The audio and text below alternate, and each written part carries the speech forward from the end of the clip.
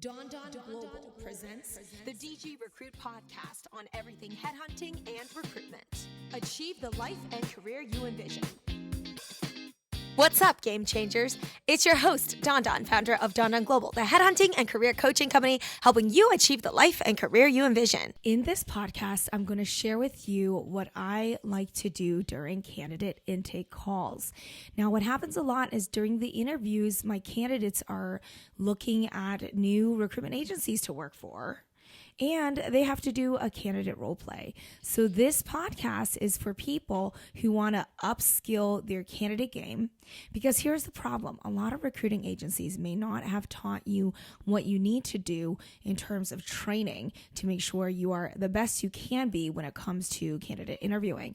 And these are just due to luck, right? Sometimes you work at a firm that just happens to have amazing training and amazing trainers and awesome people who do the job, so that when you're learning from them, it is like easy peasy. You learn exactly what needs to happen.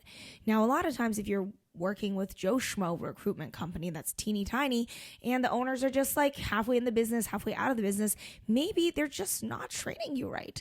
So that's what this podcast episode is going to be about. It's about training you on how best to handle your candidate conversations so that you can nail it during your own interviews when you're doing candidate role plays, as well as what you can do on the job as a top recruiter doing top conversations with candidates the best way possible. So let's start off with some general tips that I always say encompass the entirety of the call. Number one is we've talked about communication skills.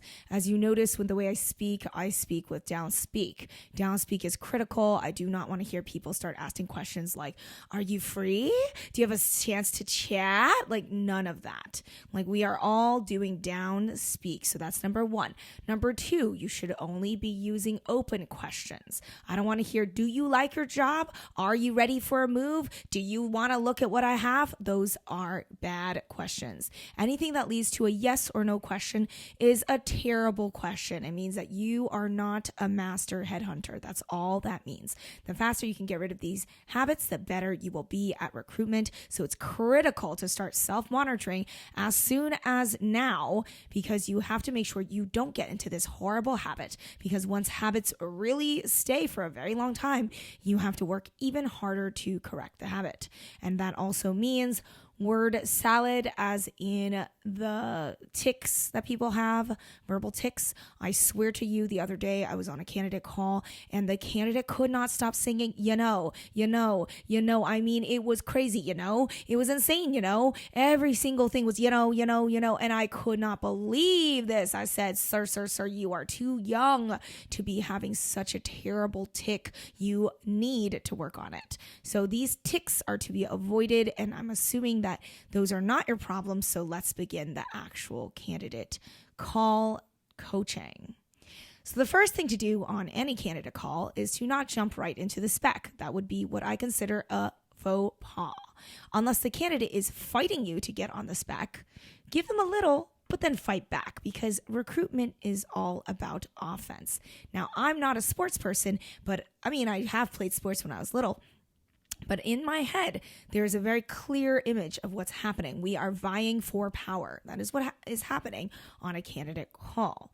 And when you are talking to a potential hiring manager and they're running a role play with you, they will be doing everything in their power to weasel the power, wrestle the power away from you. It is your job to win the power back. So be aware that there's a push and pull during the conversation, that just because someone asks you a question doesn't mean that A, you have to answer it fully, and B, doesn't mean that you can say, no, I'm not going to answer that right now. I'm going to park it and I'm going to talk about this other thing right now in nicer terms. So how that happens is, let's say I call a candidate. Hey, what's up? How's it going? Oh my goodness, I'm so glad I got you on the phone. I love your background. It's clear that you are a top candidate in XYZ field. I can't wait to learn more about your experience. So how are things going at work? Boom, done. Don't be like, did you see the job rec I sent you? Don't be like, are you on the market to look at jobs? No, how are things going? How are things going in your life? Start off with a neutral, I don't know anything about this individual. I'm not about to just get into the nitty-gritty. I'm going to just say, how are things going? Candidate starts talking. Oh, yeah, things are going well. Work is going as good as work can get, I guess. So I don't know. It is what it is. Anyways, what's the rec that you have for me? I mean, obviously you reached out for rec. So who are you working with? That's what candidates will do, right? They'll immediately go, who are you working with? What recs do you have for me? What you got? If you don't have anything, shit or get off the pot, right? It's this antagonistic attitude that's very grimy, and that's what you can expect. Even the nicest candidates don't know what they're doing, and they will say, okay, well, yeah, enough of the small talk. Like, let's just jump straight to it. What job are you calling me about? And you have to educate them. Hey, listen, I understand that you talk to other recruiters all the time. I'm sure they reach out to you all the time. But I want you to know that that is not how I work. I am not a rec girl. Like, I'm not here to just deliver you recs. That's not how I work. So if the candidate is coming at me with that kind of energy, I will set them down. I will set down the terms, right? So it just depends. Because if a candidate is coming at me with that level of energy, I will set them down right away like I just did and say, I understand that that's probably how you're used to working with recruiters, and that is not how I work. When I work with a candidate, first of all, I need to get to know you. I'm not just going to come out and give you my client name. No. That would be a faux pas because my clients are expecting privacy and confidentiality. So I'm not just going to start dishing you out loads and loads of client information. How this works is that I'm the top headhunter in this field. If you want to talk to me, we go through your background, we talk about what you're looking for, and then we go through which companies you've looked at in the last year. And after we're done with all of that, then I will evaluate if it makes sense for me to tell you, because the reality is you probably apply to a few jobs, but I work with the entire market. So based on what you've already seen and heard, we go through what you've already done, and then I add value on that front. So if you tell me, oh, hey, I've talked to this other company, I will give you the background on the company, what I think of them. And I'll also let you know if that is a client of mine or not. So that's kind of how this game works. So with that being said, I'd love to learn more about kind of where you're at in the job interview process. You use your fancy verbiage, you use your kind of your own word salad to put them in their place and let them know that, listen, I'm not here to fuck around, all right? Like, I'm not here to be your jobs bitch.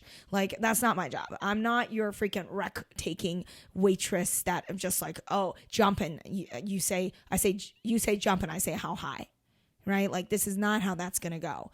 So every time a candidate comes at me in real life, that's what I do.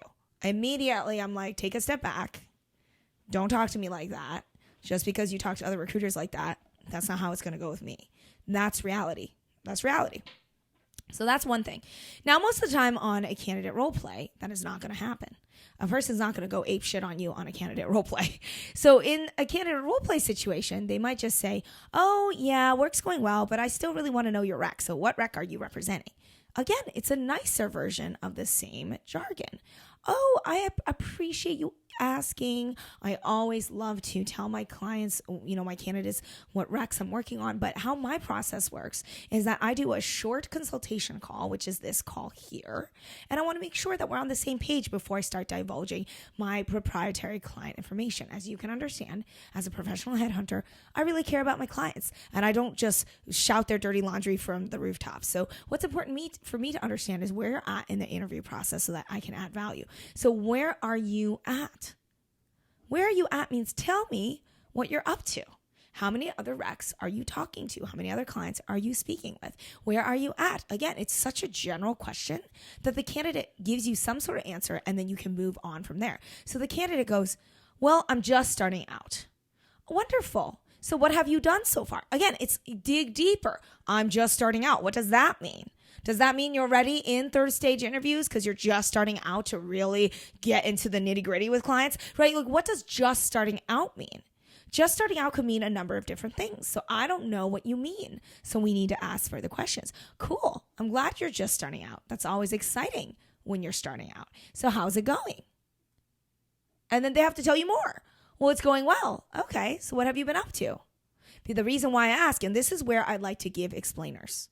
The reason why I ask is because it's critical for me to understand what you've achieved on your own so that I don't waste your time, nor my client's time, nor obviously my own time. So selfishly, it's important for me to understand how to best support my candidates. So I want to know from your end, kind of what have you already done? How's it going so far? I'm here to act as a support system, to be an advisor. While we're on the call, I want to give you as much value as possible. Obviously, I'm a niche recruiter in this space, so I know quite a lot to be dangerous, extremely dangerous. So I'd love to learn first, which companies have you applied to in the last 6 to 12 months? I don't know if you even know about this, but there's such a thing as candidate ownership clauses. So let's say you applied to your dream company 9 months ago, and I'm representing them today. I cannot re-represent you if you already made yourself known to them. So it's critical that I understand which firms you've already knocked out or are engaged with on your own. And then the candidate will tell you X, Y, and Z. If they refuse to tell you, okay, if you've given them all of this very valid reasoning, another valid reasoning is, if you don't tell me, that just doesn't give me a lot of leg to stand on with when I do actually represent you to my client. Imagine if you were to not tell me what you're up to, and I go to my client and my client asks me, hey, Don, what is your candidate engaged with? And I say, I don't know. Do you know how bad that will make me look and also make you look? The fact that you're being completely untransparent to me. And again, if a candidate does not understand this, then you can go and tell the candidate, I am happy to try this conversation another day. But at this stage, I'm all set. I'm all set with this conversation. Watch my TikTok videos on how I talk to people. This is real. I will literally tell candidates and clients, I'm all set with this conversation. Like, you can try this interview again some other day, just not today, because we already did the interview and you have failed in the interview. I cannot move forward if you genuinely do not feel comfortable telling me really anything that I need to know, because now there's 3 questions I've asked and you have pushed back on me and you have not been forthright.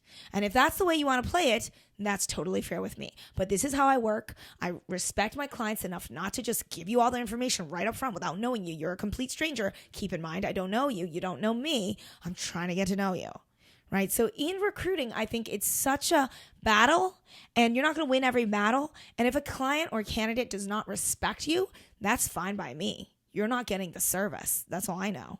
I'm not here to play nice, right? Unless the candidate is so amazing. I mean, truly the most amazing person. And also, unless my rec is in a position where there literally are no substitutes. Like in economics, there's a thing called substitutes, right? Like, what is the substitute product? If I don't use this product, what will substitute it? If there is no alternative option, i.e. no substitute, then I will have no choice but to deal with the indignity that this particular person is putting me through.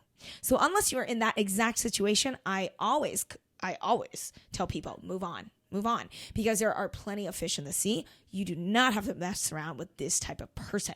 Again, on a candidate role play, this might be different, but you still have to show the hiring manager that you know how to be contentious. Now, this is another thing that people don't understand about recruiting. Recruiting rewards really strong personalities. It's because it takes a strong personality to deal with the types of people you meet in the general populace, in the audience, in the general public. There is just a lot of difficult and crazy people out in the world. You have to be very strong and smart so that you can win over them at all times. So being contentious is like one of the key traits of a top biller, is that they know how to switch on a dime. This is why psychopaths do very well in sales, recruitment, and senior leadership. It's because they can switch their attitude at a drop of a hat with 0 raises in their blood pressure. I can do that sometimes, but I will tell you I'm not a real psychopath. I do have blood pressure issues. So my point to you here is, again, even in the candidate role play, you will have to get a little handsy, get a little confrontational, because that might be even something that the interviewer will be prompting you to do, is that they're purposefully going to be a little bit difficult. And your job as a recruiter is not to be like, oh my God, let me go and dust the dirt off of your shoulders, Mr. and Mrs. Client or candidate. It's not that. It's let's take a step back here. Let me explain. Maybe you've misunderstood. Maybe I haven't been forthright, but let me explain why I asked this particular question. And then you give the context, and then you ask your question again. This is why I need to know where you're at in the interview process. So what are you currently entertaining at this stage? Again, that is the tone. The tone is not, what role are you looking at? Because I'd really like to tell my candidate about my client that I know what I'm talking about. Nope. It's what role are you currently interviewing at, so I can make sure that I have my notes right and to make sure that I can help you progress along every stage of the interview process. That is the tone that I take with people at all levels, double to triple my age, because I don't care. If they want to be all like upset that I'm being so demanding, that is because they are weaklings, and I do not deal with weaklings. I only deal with people who respect my power in this dynamic, and they will listen. They will acquiesce. They won't be a coward and run away. They won't be a coward and start getting defensive. They will very much understand that I'm a professional, and there are certain things that professionals do that if you're not with the program, it's you who are the idiot, not me, right? That's the dynamic that you need to set with these candidates, because the more you let them wild out, the more you will lose as a business person. And if you can't control your candidate, and people are like, oh, there's no such thing as candidate control these days. I'm like, that's because you suck at recruiting. Good headhunters always control their product. It is an art. That's why not everyone is $1 million biller, because not everybody has this capability. But those who do it very well, and therefore they save themselves the time and effort and pain of working such long hours, because they're just that much more effective with the time that they do spend working. So these are the tips and tricks that I want you to start adopting during your candidate intake calls. And this exact tone that I'm using is a tone that I will use anytime I want people to give me what I want. Because obviously I can also be really friendly, and I can definitely be really nice too. And there's a little bit of that sugar and a little bit of that spice that gets people really respecting you. So that is what I have to say on candidate intake calls, is you got to dig super deep. One question is hardly enough. Every question, you should be looking for the next question. You should be looking for at least 5 questions deep for one topic. Oh, what do you think of your current manager? What is your relationship with the current manager? Oh, that's interesting. How do you think that affects your career? Oh, what are you thinking long-term as it relates to that relationship with the manager? How do you feel in the future? What do you think they're going to do in their career? These are the type of questions off of just one thing that you can ask at least 5 questions about. And that is why in recruitment, your job is to anticipate all the thousands of scenarios that might happen. You're like a walking, talking computer. That is the whole point. You are a walking, talking computer, and you are going to compute what is the next thing I'm going to say for maximum value. That's the algorithm in your head. And the right answer is more in depth, more intrusive. And again, most people don't want to be intrusive, and that's where they fall short. In recruiting, you have to get handsy. You have to get all the way into their business in a way that is so normal. Again, is so normal that I ask a candidate, what's your current setup? Cool. And what's home life look like for you? Oh, yeah, you bet I'll ask that. What's home look like for you? Because I want to know what your home setup is. If you work from home, if you work on site, what are the obligations in your personal life that you have to account for when looking at jobs? It's not about getting personal with people that is the problem. It's about people not knowing what questions to ask. And all you have to do is sit down and think about it. What are the questions that I could ask that would make it socially acceptable to where people aren't being, wow, she's an intrusive, boundaryless psychopath, to, oh, wow, she is just exceptional at her job. She really knows how to get the answers that she needs to do her job right. There's a big difference between those two people. So again, if you are not getting the results from the candidate calls, it's because you are asking the wrong question, or you are not asking enough questions, or you're not asking the right questions. So I hope this podcast was helpful. And I know this one came off very pedantic and patronizing, because I'm trying to show you the exact tone that you should be using sometimes with your candidates, because most of the time people are too nice.